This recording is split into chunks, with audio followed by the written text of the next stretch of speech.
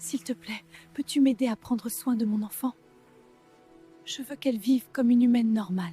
L'histoire s'ouvre dans la clarté incertaine d'une aube africaine, au bord d'une rivière dont le calme semble presque sacré. Amara, une femme dont la vie est faite de simplicité et de labeur, est accroupie dans l'herbe encore lourde de rosée. Elle porte un pagne traditionnel serré autour de sa taille et tient entre ses mains une jarre en terre cuite. Comme chaque matin, elle est venue puiser l'eau nécessaire à sa petite case avant que la chaleur du soleil ne devienne écrasante. Mais ce jour-là, le miroir de l'eau se brise. Un frémissement étrange parcourt la surface, créant des ondes qui ne ressemblent à rien de connu. Soudain, une vision surgit des profondeurs. Aqualinda, une sirène majestueuse aux reflets changeants, émerge des flots.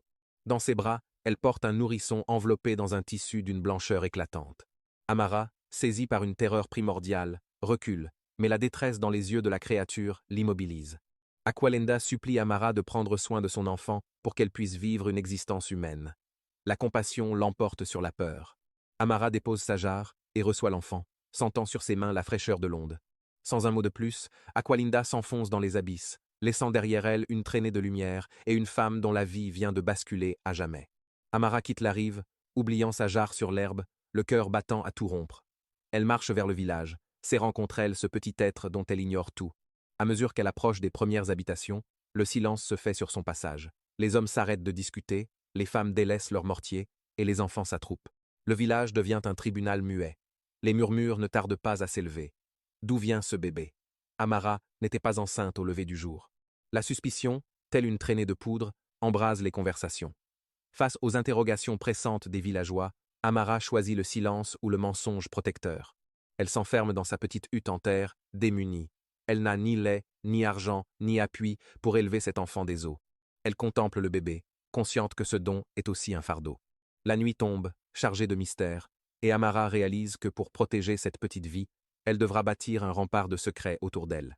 Elle s'installe sur une natte, le regard perdu dans l'obscurité, se demandant comment nourrir l'enfant que le monde invisible vient de lui confier au milieu de la pauvreté.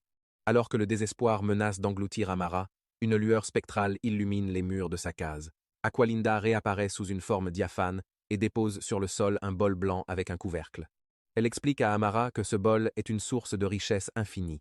Il suffit de prononcer le montant souhaité pour que l'argent apparaisse.